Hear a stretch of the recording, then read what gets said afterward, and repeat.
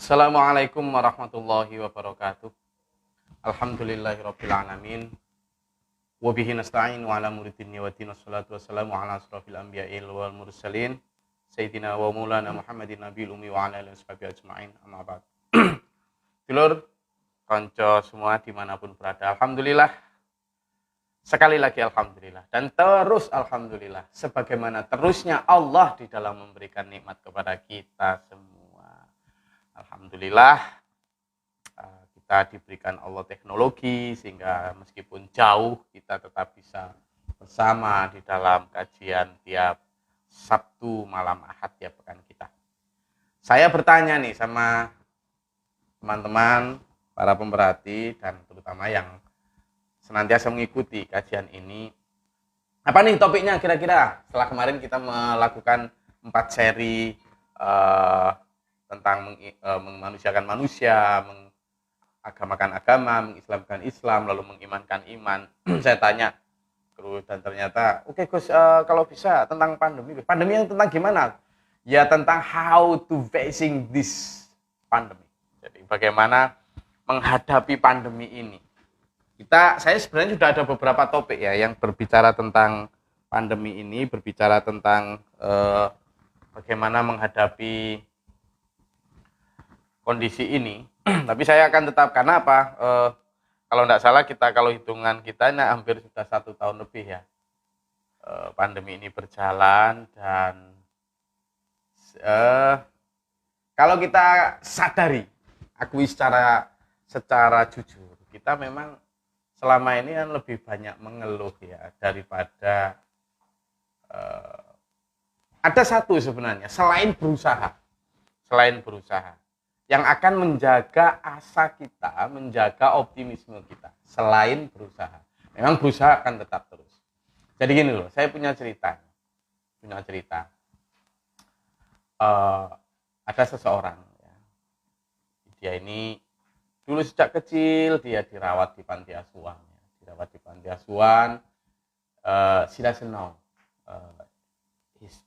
her parent. Dia tidak tahu siapa bapak ibunya. Dia dipungut sejak kecil sehingga dia sama sekali kehilangan siapa sebenarnya aku ini. Dia sejak kecil di panti asuhan sehingga ya sampai gede. Setelah gede kemudian dia merantau ke Bali. Singkat cerita di Bali kemudian bekerja serabutan, perempuan nih. Lalu suatu saat dia ketemu salah satu turis dari Australia, kemudian menikahlah mereka.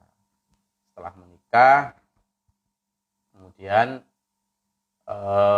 ya singkat cerita punya anak nih. Nah kemudian si Australia ini habis izin tinggalnya kembalilah ke Australia. Nah di Australia setelah lama nggak ada kabar ternyata kemudian meninggal. Nah si ibu ini dengan satu anaknya ini mau tidak mau harus survive.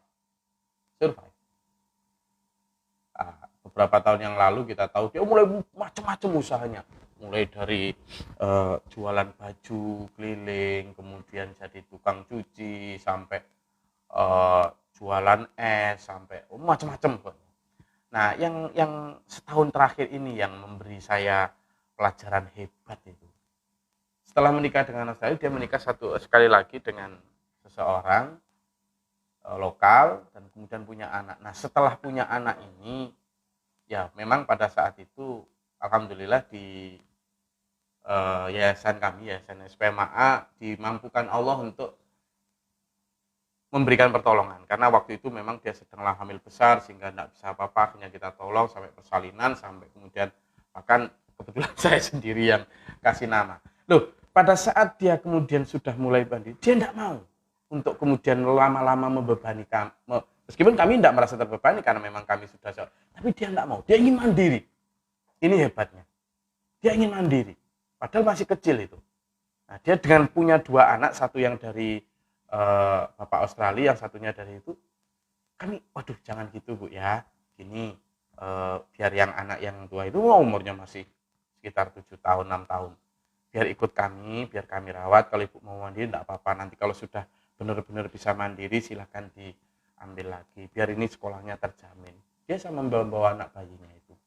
dia kemudian kos, lalu berusaha dia beli ya di masa pandemi ini, sejak tahun lalu lah, dia beli sepeda ontel, kita lama nggak, ternyata dia kos, kemudian dia mulai jualan jagung, yang kemudian paling tiap jagung itu harganya sekitar 3.500 ya, sehingga setiap jagung itu dia ambil dari pengepulnya itu dia dapat sekitar 1.000 rupiah, kadang 500 rupiah, 700 rupiah gitu.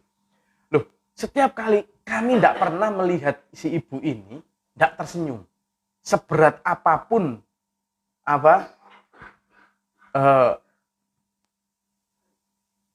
beban yang diterima. Dan hebatnya enggak, jadi kami itu terbiasa tetap kami memberi secara rutin beras dan lain sebagainya, sembako. Itu suatu saat kita ngantar sembako dan dia ngomong gini, ini untuk siapa? Ya untuk ibu lah, biasanya ada orang yang lebih membutuhkan dari saya, katanya. Ada orang yang lebih membutuhkan dari siapa? Saya nggak sebut namanya, si A misalnya. Kemudian kenapa? Ternyata ini bu, si A ini, kata dia nih, si A ini sudah beberapa hari ini makan karak. Ibu tahu karak? Karak itu adalah nasi sisa itu, lalu yang kemudian dikeringkan. Jadi misalnya nasi hari ini, kemudian sisa masih besok, dikeringkan, kemudian dikeringkan di atas, biasanya kalau dulu saya masih kecil, dikeringkan di atas atap, lalu nanti dimakan lagi, digodok lagi. Loh, ibu ini yang tadi dia lebih mendahulukan orang lain, padahal kita tahu dia juga kondisinya sangat luar biasa, terdesak lah. Tapi dia masih mendahulukan orang lain. Dan benar memang, ketika kita ditunjukkan satu ibu juga, yang juga seorang janda, yang juga merawat 2 anaknya, yang satu anaknya sebenarnya juga itu. Nah, apa pelajaran yang bisa kita ambil Bapak Ibu sekalian, dulur-dulur dimanapun berada? Tengah pandemi ternyata ada orang yang begitu punya optimisme tinggi, tidak pernah berhenti, dan dia terus berdoa. Nah, ini yang nanti kita jadikan bahasan ke depan dalam sekitar 20 menit ke depan atau 25 menit. Ini menjadi satu luar biasa itu. Kenapa tuh? Saya itu dulu pernah tugas di Aceh. Dan saya mendapat privilege dari lembaga, saya bisa pulang pergi dari Aceh ke Jawa itu setiap 2 minggu sekali. Nah, setiap 2 minggu sekali itu saya biasanya kalau pas transit entah di Medan atau di Jakarta, itu saya kadang ngobrol dengan porter, atau dengan, dulu kan belum online ya, tiket tahun 2005, 2006 itu kan belum online, rata-rata masih beli tiket biasa itu. Loh, saya biasanya ngobrol sama calo-calo tiket, ngobrol enak lah, sampai akrab. Lah kemarin saya ditelepon, itu sudah sekitar sekian belas tahun yang lalu, saya ditelepon. Ternyata sama keluhannya. Itu. Bandara sepi Pak, gimana, ada kerjaan enggak? Pandemi ini membuat semua, apalagi Bali seperti yang sangat mengandalkan pariwisata, itu luar biasa.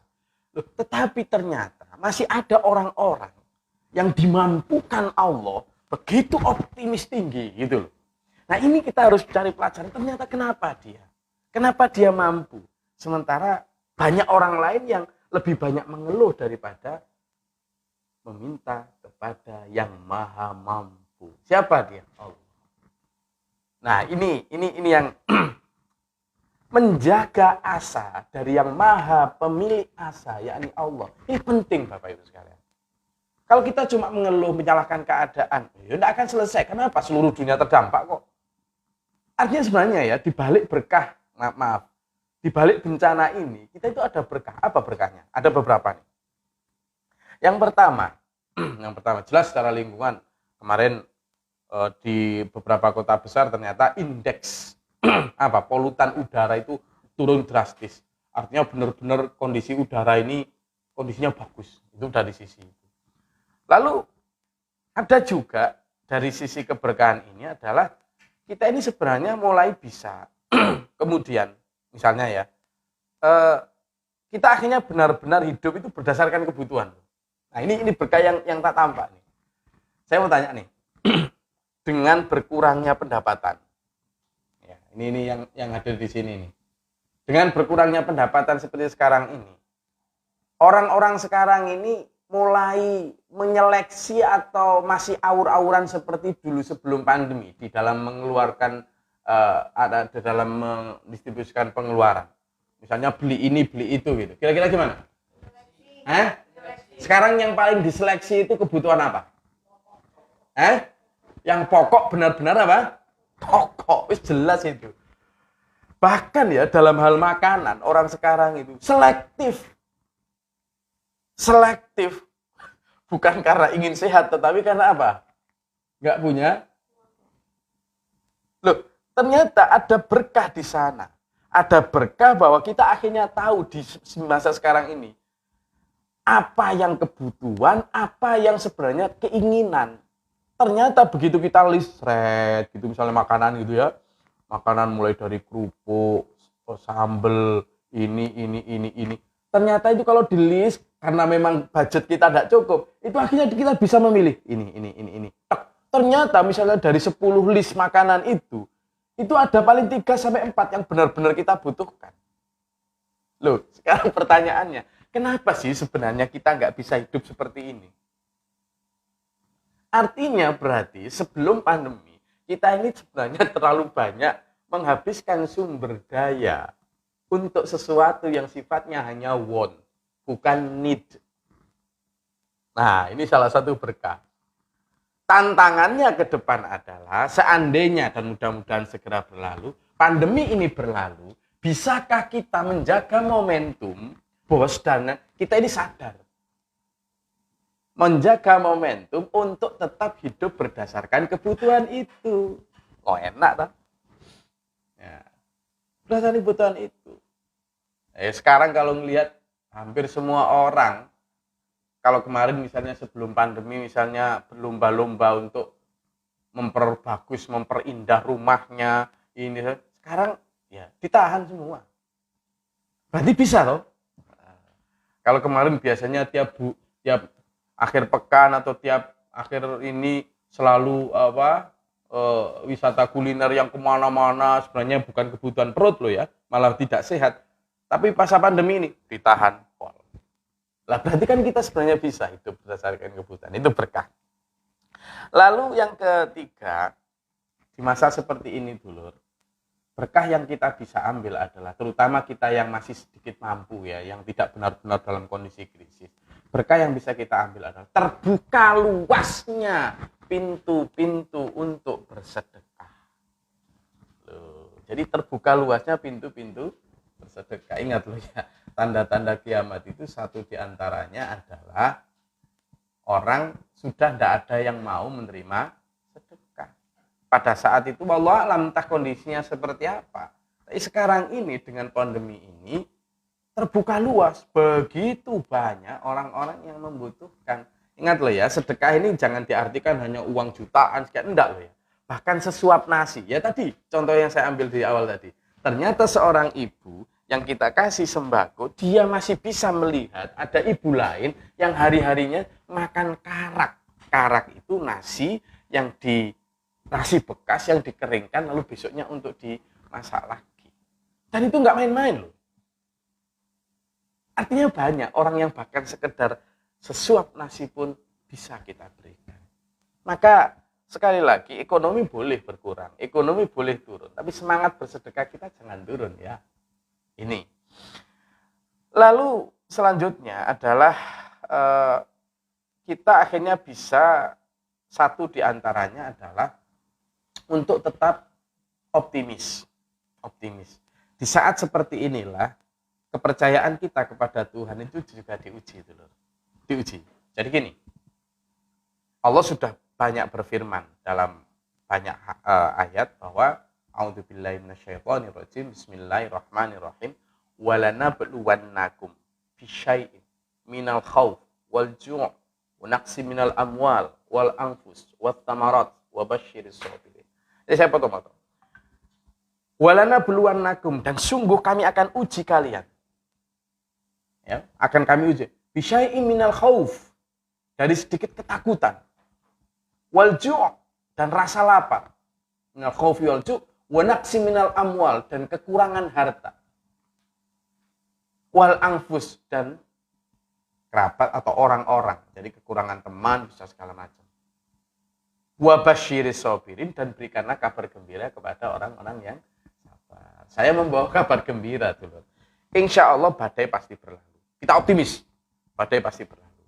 Nah, ujian saat ini diberikan kepada Allah kepada kita itu untuk ngetes sejauh mana kita bisa mengambil faedah dari sisi itu. Faedah yang lain dulu, gini. Ada yang mengatakan pandemi ini konspirasi lah, apa segala macam. Ya, kalaupun dia konspirasi misalnya, konspirasi siapa? Katanya ada yang ngomong Illuminati lah, inilah.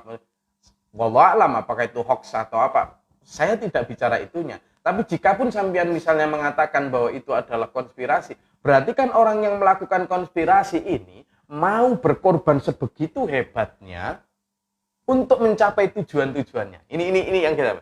Jadi kalau sampean misalnya menuduh ini konspirasi dan sebagainya, berarti kan dia melakukan pengorbanan yang luar biasa, karena dia juga terdampak loh sisi ekonomi ini. Kalau ada begini kan terdampak juga. Produk mereka tidak terbeli dan sebagainya. Jadi kalau misalnya mereka benar-benar konspirasi, berarti mereka mau melakukan pengorbanan yang luar biasa untuk mencapai goal yang mereka inginkan. Loh, kalau sampean menuduh itu ada gitu, loh kenapa kita tidak berani melakukan pengorbanan yang luar biasa untuk mencapai goal kita? Nah ini berarti kita kalah. Gimana satu pengorbanan? Kita mungkin nggak melakukan hal. Pengorbanan kita adalah dengan memperbanyak doa kita kepada Allah. Bisa jadi selama ini, dulur, kita mungkin lebih banyak, maaf, bukan menuduh nih, tapi memang saya sendiri juga begitu kadang. Bisa jadi kita selama ini lebih banyak mengeluh di medsos, ya kan? Ngobrol di sana sini, masih sedikit dari kita yang ngobrol dan menghadap Allah, benar-benar berdoa kepada Allah dengan khaufan wa tama'an. Dengan penuh harap dan penuh rasa takut kepada Allah agar pandemi ini segera berlalu dan sebagainya. Jadi jangan-jangan kita kurang dalam berdoa. Betul ini. Tawaran Allah itu tidak main-main. Allah menawarkan kepada kita bahwa aku akan mendekat kepada hambaku yang berdoa. Itu sudah berkali-kali. Dalam hadis, dalam sabda Nabi maupun dalam ayat. Banyak. Mulai dari ud'uni astajib lakum.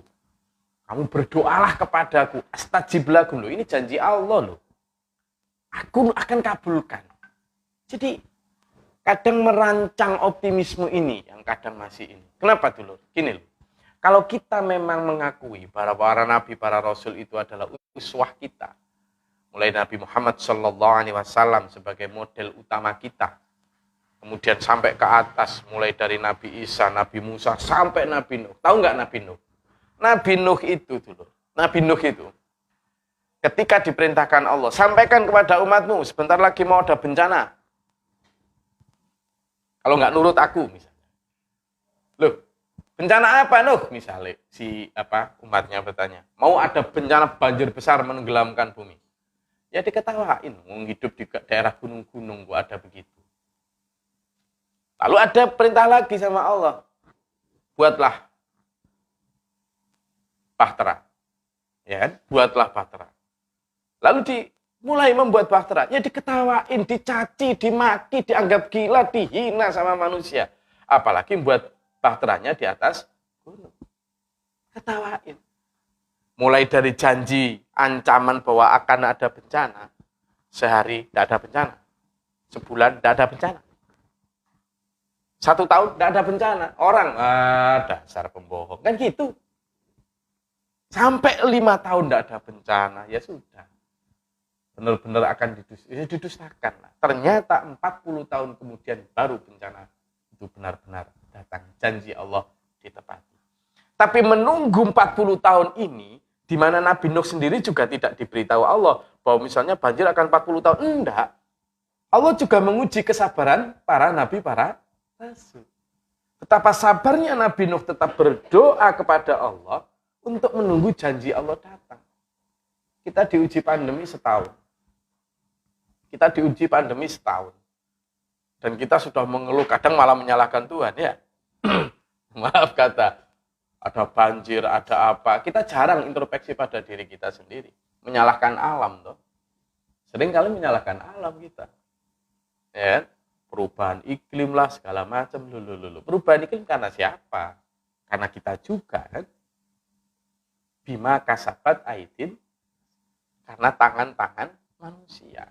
Jadi apa dulu? Ayo kita sekarang. Kesempatan kita untuk menguji keimanan dan kesabaran kita kepada Allah. Berdoa lebih mantap lagi. Berdoa lebih kuat lagi. Jangan-jangan Allah sebenarnya sedang menunggu kita untuk semakin dalam menempatkan sujud-sujud kita di malam-malam hari. Jangan-jangan begitu. Jangan-jangan Tuhan sedang menunggu kita untuk berhenti bercakar-cakaran dengan sesama bangsa kita. Jangan-jangan Tuhan juga sedang menunggu kita untuk berbondong-bondong, berlomba-lomba, bersedekah, memberikan apa yang dibutuhkan orang di sekitar kita. Jangan-jangan Tuhan juga sedang menunggu kita untuk sadar bahwa hiduplah berdasar kebutuhan, jangan hidup berdasar keinginan. Jangan-jangan Tuhan juga sedang menunggu kita untuk sadar merawat alam ini, tidak merusaknya. Jangan-jangan Tuhan sedang menunggu kita di malam-malam yang sepi dengan hati yang suci, meminta pertolongan ilahi. Loh, optimisnya ke sana. Tentu sambil berdoa kepada Allah seperti itu, kita menempatkan upaya yang maksimal, mental baja seperti ibu yang tadi saya ceritakan di depan. Seorang sebatang kara dengan anak yang baru belum sampai umur 2-3 tahun, dia mengayuh sepeda itu, bahkan hujan panas tidak berhenti, hujan panas itu. Kami sering kadang melihat dia, jadi anaknya itu ditaruh di depan keranjang di dekat depan setir sepeda gitu, lalu namanya nggak punya jas hujannya itu loh dari plastik yang transparan itu. Dan dia mengayuh sepeda, lalu di jok belakang itu ada box styrofoam, isinya jagung rebus. Dia ngambil dari juragannya, kadang nanti per jagung itu laku 3.500 ya sekitar. Itu dia dapat 700 rupiah. Hujan panas, setiap kali ketemu kita, mesti tersenyum. Ya namanya kadang mengeluh sedikit-sedikit itu biasa, tapi dia tetap tidak pernah menyerah. Dia tetap mencari yang halal. Dia tetap tidak pernah menyalahkan pandemi, mengatakan ini konspirasi, tidak pernah. Bayangkan. Dan hebatnya lagi, dulur, ketika dalam kondisi yang seperti itu, dan kita memberikan bantuan, dia masih bisa melihat dan melongok orang lain yang lebih mengeri penderitaannya daripada dia. Loh, karena kalau kita, alhamdulillah, meskipun jualan kita kadang yang kemarin laku 2-3 kilo, sekarang cuma 2 kilo. Masih laku toh. Harusnya kita bisa melihat tuh yang di bawah kita. Nah, ini nanti insya Allah dulu akan memantik kita kepada kondisi di mana kita akhirnya, oh iya ya, ternyata ada blessing in disguise. Jadi berkah di balik bencana itu selalu ada. Itu tergantung sudut pandang kita. Makanya hal-hal yang sifatnya mengarahkan kita kepada optimisme tinggi, ini yang harus kita pupuk. Harus kita pupuk terus. Saya yakin. Makanya kalau misalnya kayak di dalam berita tentang pandemi ini ya, sebarkanlah berita-berita yang optimis. Apa itu misalnya? Vaksin merah putih sebentar lagi datang. Nah, gitu kan, optimis tuh. Ya. Ternyata di sana ada satu desa yang dia sangat resisten, benar-benar orang-orang yang terkena virus itu sedikit sekali. Kenapa? Karena begini. Selalu kita jadi good news. Itu yang dibutuhkan oleh bangsa ini. Untuk bapak-bapak, ibu-ibu sekalian yang sedang bertugas di pintu-pintu masuk dan lain sebagainya, sebarkan salam. Ya. Orang semua takut. Yang kita butuhkan senyum. Yang kita butuhkan adalah optimisme. Jangan ketakutan. Orang sudah takut, orang sudah sedih, orang sudah menderita. Kalau kita lalu terus sebarkan ketakutan ini dan sebagainya, orang makin down. Ketika stres, ketika down, imunitas turun. Ketika imunitas turun, gampang terserang penyakit. Apalagi masa pancaroba kayak gini ya kan, panas, hujan. Nah, ini Bapak Ibu sekalian, dulurku dimanapun berada, saya rasa apa yang saya sampaikan dalam sekitar 25 menit ini memberi kita gambaran. Apa intinya? Intinya adalah ayo kita tambahkan doa-doa kita kepada Allah. Jangan-jangan Allah mendatangkan ujian ini, entah itu konspirasi apapun, tetap tidak atas izin Allah, ya toh?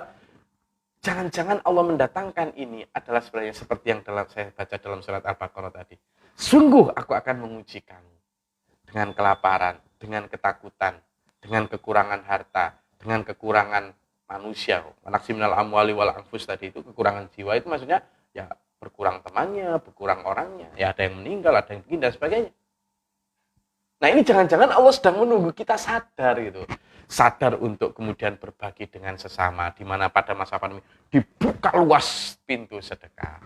Sadar bahwa sebenarnya selama ini kita hidup tidak berdasar kebutuhan, tapi berdasar keinginan. Tadi saya list tahu ya, makanan ternyata kita bisa sekarang itu mengurangi budget makanan kita untuk hal-hal yang penting. Kita juga mengurangi travel kita untuk hal-hal yang penting, ya kan? Travel kita kan berkurang juga tuh, ya. Mengurangi pengeluaran kita di bidang hal-hal yang tidak penting, tak baju, bermerek, apa segala macam. Ternyata, jangan-jangan Tuhan ini menyadarkan kita. Juga jangan-jangan Tuhan juga sedang menunggu kita untuk lebih minta kepadanya. Bahwa sesungguhnya yang maha kuasa, maha menyembuhkan, maha memiliki asa, dan maha menyirnakan segala bentuk bencana adalah hanya Allah.